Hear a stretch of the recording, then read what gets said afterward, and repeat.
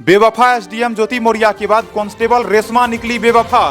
जिस तरह से एसडीएम ज्योति मौर्य नौकरी के बाद अपने पति के साथ दगाबाजी की, दूसरे मर्द के साथ चक्कर चलाना शुरू कर दी, अब दोस्तों कुछ ऐसा ही घटना निकलकर सामने आया है। बताया जाता है रेशमा कुमारी नाम की एक लड़की अपने पति से कहती है मैं पढ़ना चाहती हूँ। उसका पति सारा जमीन जायदाद बेचकर उसे पढ़ाता है, नौकरी दिलवाता है। लेकिन नौकरी मिलने के बाद जब एक दिन उसका पति उससे मिलने जाता है तो कुछ गुंडे बदमाश लगाकर अपने पति का अपहरण करवा देती है ये। और बताया जाता है उसके पति का खूब अच्छे तरीके से पिटाई भी होता है। आपको बता दूं उसका पति किसी तरह से जान बचाकर अपने घर तक पहुंचता है और सारा का सारा कहानी लोगों को बताता है। तो आज के इस वीडियो में आपको हम बताएंगे दोस्तों आखिरकार क्या है रेशमा और रविंद्र की कहानी, साथ ही साथ ज्योति मौर्य और आलोक मौर्य को लेकर क्या खबर है, साथ ही साथ ज्योति मौर्य का आशिक कमांडेंट मनीष दुबे के बारे में क्या जानकारी निकलकर सामने आ रही है। तो एक एक करके तमाम बातों का चर्चा करेंगे, लेकिन सबसे पहले आपको हम बताते हैं रेशमा के बारे में। दोस्तों बताया जाता है साल था 2016 का, जब बताया जाता है रेशमा और रविंद्र का शादी होता है।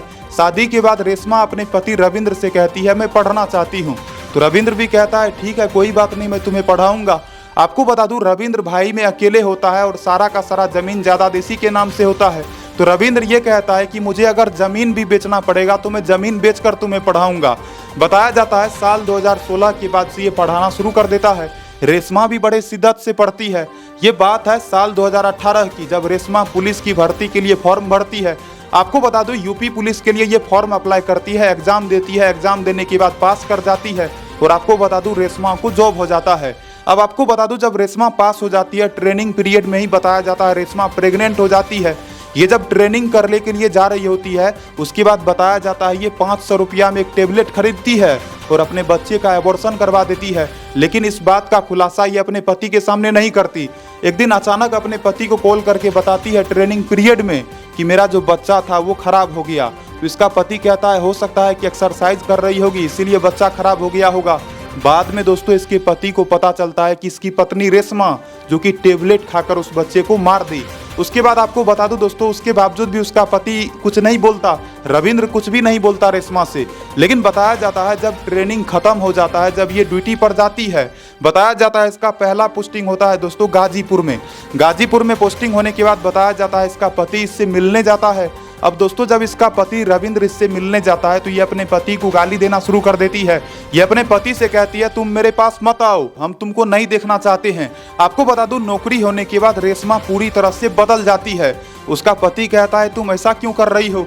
रेशमा कहती है अब 1 रुपया भी हम तुमको नहीं देंगे। उसका पति कहता है मुझे रुपया नहीं चाहिए, बस तुम चाहिए। लेकिन उसकी पत्नी रेशमा कहती है नहीं, अब हमको तुमसे कोई मतलब ही नहीं है। अब आप सोच सकते हो दोस्तों जो पति इतना शिद्दत से इसको पढ़ाया, सारा का सारा जमीन इसने बेच दिया और जमीन बेचकर इसे पढ़ा लिखा कर नौकरी दिलवाया, लेकिन अब यही पत्नी इसके साथ दगाबाजी करना शुरू कर दी। लेकिन अब सबसे अहम सवाल यह आता है दोस्तों कि आखिरकार रेशमा ने दगाबाजी करना क्यों शुरू करी। रेशमा के सामने ऐसा क्या मजबूरी आ गया, ऐसा क्या परिस्थिति आ गया। दरअसल बताया जाता है जब से रेशमा को नौकरी हुआ उसके बाद से उसके मायके वाले जो कि इसको बहुत ज़्यादा अपने फेवर में कर लिया। बताया जाता है रेशमा के माता पिता जीजा जी वो सारे के सारे लोग रेशमा को अपने फेवर में कर लिए और बताया जाता है रेशमा के पास जितना भी वेतन आता वो सारा का सारा वेतन अपने पति को देने के बजाय अपने मायके में भेज दिया करती थी। ये बताया जाता है थोड़ा बहुत रुपया वो अपने पति को दिया करती थी।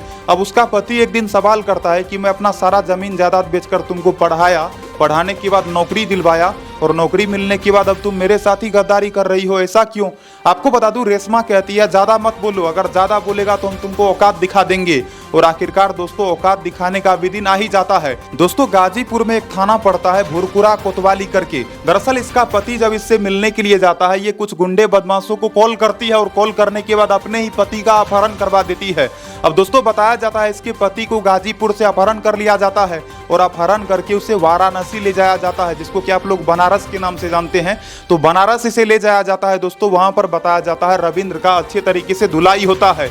रविंद्र को कहा जाता है यदि तुम रेशमा के सामने गया आज के बाद तो तुमको कुट्टी कुट्टी काट देंगे। आपको बता दो दोस्तों वहां पर रविंद्र जो कि बहुत ज्यादा डर जाता है। हालांकि वहां पर जितना भी गुंडा बदमाश होता है वो रविंद्र से कहता है मेरा तो मन करता है अभी ही तुमको खत्म कर दे, क्योंकि तुम मर जाएगा तो इसके बाद रेशमा के पास जाएगा नहीं। अब दोस्तों सबसे अहम सवाल यह आता है कि वो गुंडा बदमाश था कौन। यहाँ पर एक शक भी पैदा होता है कि क्या वो रेशमा का बॉयफ्रेंड तो नहीं था, क्या वो रेशमा का कोई आशिक तो नहीं था। आपको बता दूं जिस तरह से रविंद्र को मारने का कोशिश करा जाता है, बताया जाता है रविंद्र वहां पर तमाम गुंडों के पेड़ पर गिरकर माफी मांगना शुरू कर देता है। रविंद्र कहता है ठीक है, हम आज के बाद रेशमा के पास नहीं जाएंगे। दोस्तों बताया जाता है वहां से किसी तरह से रविंद्र अपना जान बचाकर भागता है। भागने के बाद इलाहाबाद आता है, वही इलाहाबाद जिसको कि आज के समय में आप लोग प्रयागराज के नाम से जानते हो। आपको बता दूं रविंद्र जब प्रयागराज आता है सबसे पहले अपने माताजी को कॉल करता है। यही बूढ़ी माता है रविंद्र की माताजी। रविंद्र अपने माताजी से कहता है माँ आज तो मैं मरते मरते बचा, आज तो मुझे मार ही दिया जाता। आपको बता दूं रविंद्र के तमाम घटनाओं को, तमाम कहानियों को जब उसकी माँ सुनती है उसकी माँ रो पड़ती है। बाद में दोस्तों बताया जाता है रविंद्र किसी तरह से अपने घर तक पहुंचता है और घर तक पहुंचने के बाद सारा का सारा खुलासा चारों तरफ होना शुरू हो जाता है। तो आप सोच सकते हो दोस्तों जिस रेशमा को इसने इतना शिद्दत से पढ़ाया, अपना सारा जमीन जायदाद बेच दिया, अपना सब कुछ न्यौछावर कर दिया, अब वही रेशमा इससे कह रही है कि मैं तुम्हें तलाक दे दूंगी। अब दोस्तों बताया जाता है रविंद्र के खिलाफ ये मुकदमा भी दर्ज करवाने वाली है और ये भी बताया जाता है दोस्तों कि रेशमा अब नया शादी करना चाहती है। तो आप सोच सकते हो दोस्तों आज के समय में किस किस तरह की दगाबाज महिलाएं हैं। उसी तरह से दोस्तों बताया जाता है ज्योति मौर्य ने भी की। आपको बता दूं ज्योति मौर्य के बाद ये घटना हुआ है। दरअसल रेशमा को ये लगा कि ज्योति मौर्य जो कि एसडीएम है, वो जब एसडीएम पद पर रहते हुए इतना बड़ा कांड कर दी, अपने पति के साथ दगाबाजी कर दी, उसके साथ कुछ नहीं हुआ, योगी जी उसका कुछ नहीं बिगाड़ पाए, तो ये सोचे कि हम तो एक साधारण सा पुलिस कांस्टेबल है, मेरा कौन क्या ही बिगाड़ेगा, मेरे बारे में जानेगा ही कौन। लेकिन दोस्तों आज के समय में जमाना तो है सोशल मीडिया का, अगर एक चींटी भी मरता है तो लोगों को खबर मिल जाती है, तो भाई ये तो इतना बड़ा कहानी है। आपको बता दूं जिस रेशमा को रविंद्र ने इतना शिद्दत से पढ़ाया, अब वो रविंद्र जो कि रो रहा है। दोस्तों कहीं न कहीं इन सब घटनाओं को सुनने के बाद लोगों के अंदर अपने पत्नी के प्रति जो विश्वास होता है वो विश्वास टूट जाता है। आपको बता दूं रविंद्र के साथ जब से धोखा हुआ है उसके बाद से रविंद्र भी रो रहा है, और एक तरफ जब से आलोक मौर्य के साथ ज्योति मौर्य ने धोखेबाजी की है उसके बाद से आलोक मौर्य भी रो रहा है। तो आपको बता दूं जब भी कोई इस तरह की घटना को सुनता है तो बहुत ज़्यादा तकलीफ होता है। इसीलिए दोस्तों आप लोग सोशल मीडिया पर आज के समय में ज़्यादातर देखते होंगे बहुत सारे लोग ऐसे हैं जो कि पोस्ट करते हैं बेटी पढ़ाओ लेकिन बीवी मत पढ़ाओ। लेकिन देखो दोस्तों ऐसा कुछ भी बात नहीं है। जरूरी नहीं है कि हर कोई ज्योति मौर्य की तरह ही चरित्रहीन हो, जरूरी नहीं है कि हर कोई रेशमा की तरह ही गद्दार हो, बेवफा हो, तो ऐसा कोई ज़रूरत नहीं है। दोस्तों दुनिया में बहुत सारी ऐसी महिलाएं हैं जो कि ड्यूटी करती है, जॉब करती है और अपने पति के साथ अच्छे से रहती है, लेकिन ऐसे कुछ गिने चुने चरित्रहीन स्त्रियां हैं जिसकी वजह से पूरा का पूरा समाज बदनाम हो जा रहा है। तो आपको बता दूं ज्योति मौर्य का जो घटना था वो भी प्रयागराज से ही निकलकर सामने आया, और रेशमा और रविंद्र का जो घटना है वो भी प्रयागराज से ही निकलकर सामने आया। फिलहाल आपको बता दूं दोस्तों ज्योति मौर्य को लेकर खबर यही है कि ज्योति मौर्य किसी भी कीमत पर आलोक मौर्य के साथ नहीं रहना चाहती है, क्योंकि ज्योति मौर्य का ये कहना है कि मेरे पति ने मुझे पूरी तरह से बदनाम कर दिया, अब चाहे कुछ भी हो जाए हम अपने पति से तलाक लेंगे।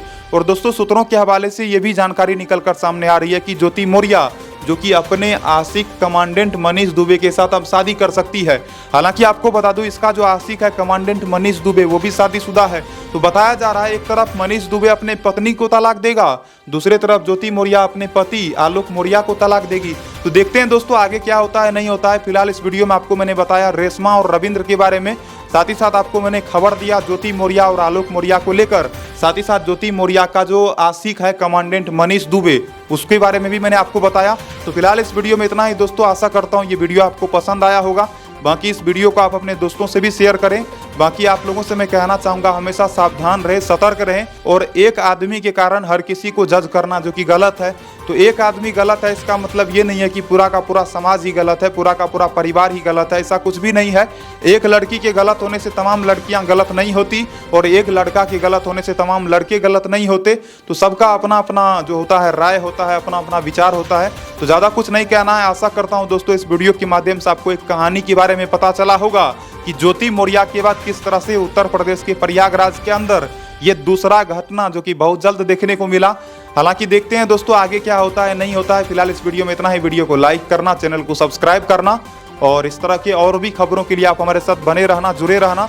अपना ध्यान रखना, अपने परिवार वालों का ध्यान रखना, अपने स्वास्थ्य का ध्यान रखना, अच्छे से रहना। जय हिंद।